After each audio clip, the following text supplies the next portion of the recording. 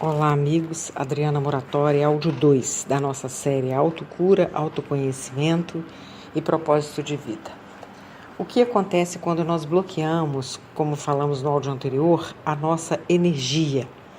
E por que nós fazemos isso?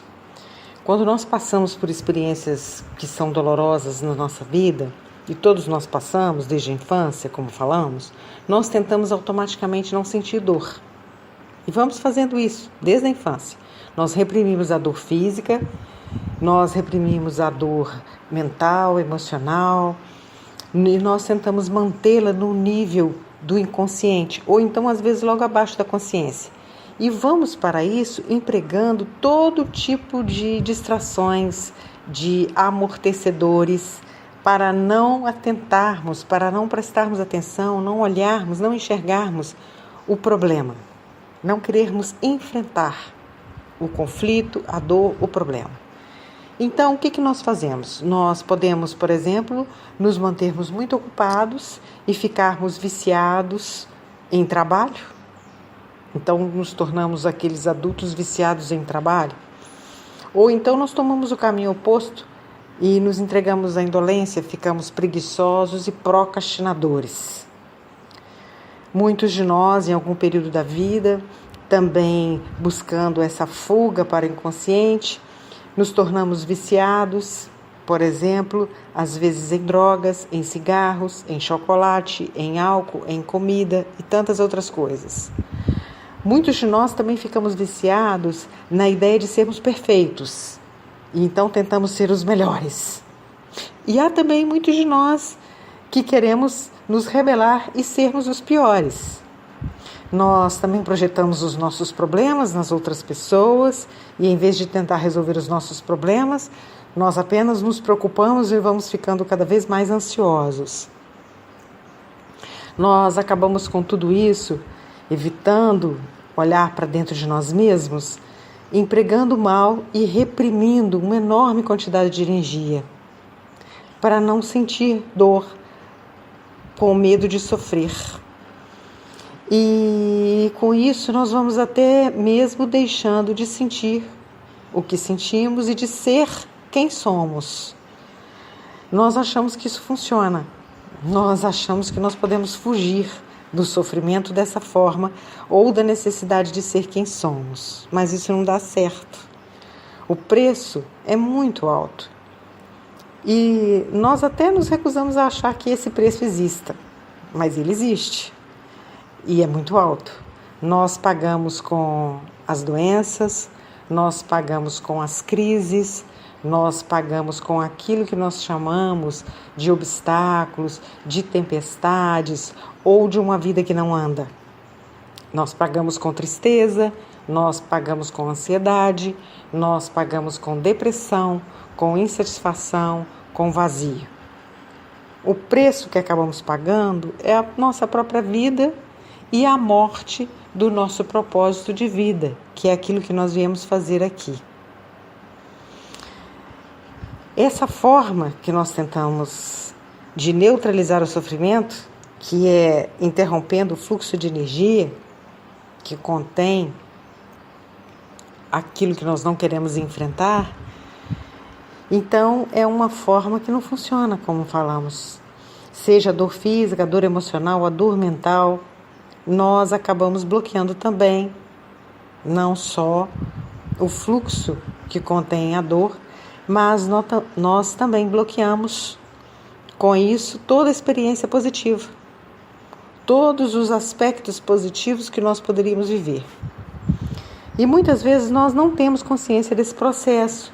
Nós nos tornamos adultos tão especializados nisso que nós transformamos isso num hábito. Nós acabamos erguendo muros ao redor das nossas chagas, camadas e camadas de ego, como se fossem camadas de tinta para esconder quem somos. Só que ao fazer isso, nós interrompemos a nossa ligação com o nosso núcleo, o nosso centro mais profundo, aquilo que nós chamamos de nossa essência, de nosso núcleo criativo que existe dentro de nós. Nós isolamos a parte mais bela de nós mesmos. E então, nosso eu superior, diante desse processo, acaba criando para nós experiências que nos levem a retirar uma dessas camadas, mesmo que seja de uma forma mais dolorosa. E às vezes por isso vem, por exemplo, uma doença. Nós não vemos a doença daquela maneira que a doença ela é a expiação, um pagamento de um karma, de um débito antigo que nós estamos recebendo agora. Nós não vemos assim. A doença, numa visão mais ampla, eu até gosto muito de uma visão budista, que vê a doença como uma coisa natural do nosso processo, na nossa vida. Até porque faz parte do nosso processo ainda esse jogo de esconder a dor, de reprimir o sofrimento, de reprimir o fluxo de energia para evitar sofrer, para não ser rejeitado, para não correr o risco de não ser amado. E esse bloqueio inconsciente que nós fazemos acaba não permitindo a expressão do nosso ser maior, da nossa essência, e com isso nós acabamos às vezes tendo que criar experiências como, por exemplo, uma doença, uma crise, um obstáculo, uma ausência de recursos financeiros e assim por diante.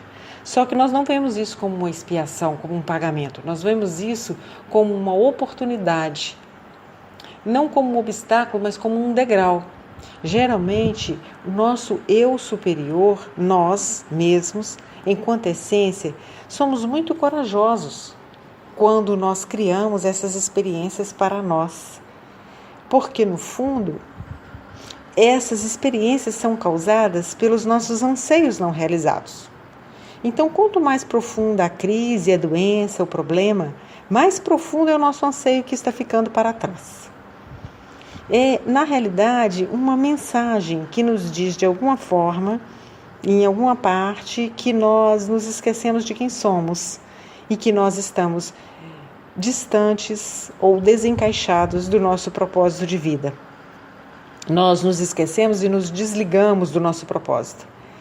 E nos desligamos também da nossa energia criativa, que pode fluir para a vida como um poço de água abundante. Então, nesse sentido, nós vemos as crises dessa forma, e é dessa forma que nós vamos abordá-las aqui. Nós não é um karma, porque atinge uma pessoa e não a outra. Mas é, sobretudo, uma grande oportunidade de crescimento. Então, nós queremos abordar todas as crises, as doenças, os problemas e aquilo que nós chamamos de obstáculos nas nossas vidas como grandes oportunidades de crescimento. É assim que nós esperamos tirar o melhor proveito quando nós estamos atravessando algum momento desse nas nossas vidas. Um abraço a todos, até o nosso próximo áudio. Que todos nós tenhamos saúde, consciência, prosperidade, amor e harmonia em todos os níveis do nosso ser.